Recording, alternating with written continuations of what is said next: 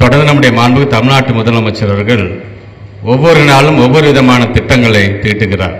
திட்டங்களை தீட்டுவது மட்டுமல்ல, அது எப்படி செயல்படுகின்றது, சரியான முறையில் அது செயல்படுகின்றதா, மக்களை நல்ல முறையில் அது சென்றடைகின்றதா என்கின்ற அளவிற்கு அதற்கென்று ஒரு தனி திட்டமாக நீங்கள் நலமா என்று அவரே ஏதாச்சும் ஒரு கிராமத்தில் இருக்கின்ற, ஏன் ஏதோ ஒரு மாவட்டத்திற்கின்ற ஏதோ ஒரு தொகுதியில் இருக்கின்ற ஒரு பயனாளிக்கு அவரே தொலைபேசி தொடர்பு கொண்டு பேசுகிறார்.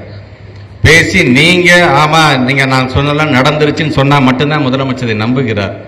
இதை சொல்வதற்கு காரணம், நேற்று நடந்த தர்மபுரியில் நடந்த மக்களுடன் முதல்வர் என்கின்ற ஊரக பகுதியில் ஆரம்பிக்கப்பட்ட அந்த திட்டத்தில் கூட அவர் உரையாற்றும் போது சொன்னார், நாங்கள் மக்களோடு இருக்கின்றோம், மக்கள் எங்களோடு இருக்கிறார்கள்.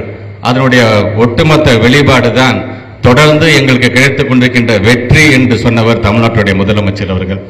அப்படி உங்களுக்காக பணியாற்றக்கூடிய தமிழ்நாட்டுடைய முதலமைச்சர் அவர்கள், ஏன் இந்த மேடை கூட பார்த்தீங்கன்னா வெறுமனே எங்களை இன்றைக்கான திட்டங்களை பாராட்டுவதற்கான மேடை மட்டுமல்ல, எங்களுடைய சட்டமன்ற உறுப்பினர்கள், நாடாளுமன்ற உறுப்பினர்கள் இந்த மேடையை பயன்படுத்தி கொண்டு இதை கிட்டத்தட்ட ஒரு சட்டமன்றமாகவே ஆக்கி தங்களுடைய கோரிக்கைகள்லாம் இங்கே வைத்திருக்கிறார்கள்.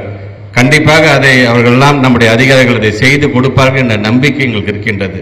இப்படி தொடர்ந்து இது சட்டமன்றம், இது மக்கள் மன்றத்திலிருந்து நாங்கள் பேசுகிறோம் என்று சொல்லும் பொழுது ஒரு வித்தியாசமான நிகழ்ச்சி. உங்களுக்கு வேலை செய்கின்ற வேலைக்காரர்கள் நாங்கள் மேடையிலும், எங்களை தேர்ந்தெடுத்த எஜமானர்கள் நீங்கள் இங்கே எதிரேயும் இங்கே அமர்ந்திருக்கின்றீர்கள்.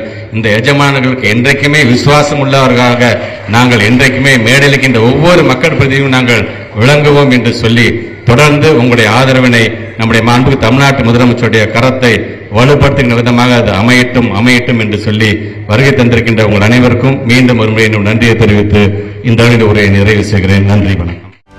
செய்திகளை உடனுக்குடனும் துல்லியமாகவும் தெரிந்து கொள்ள சப்ஸ்கிரைப் பண்ணுங்க.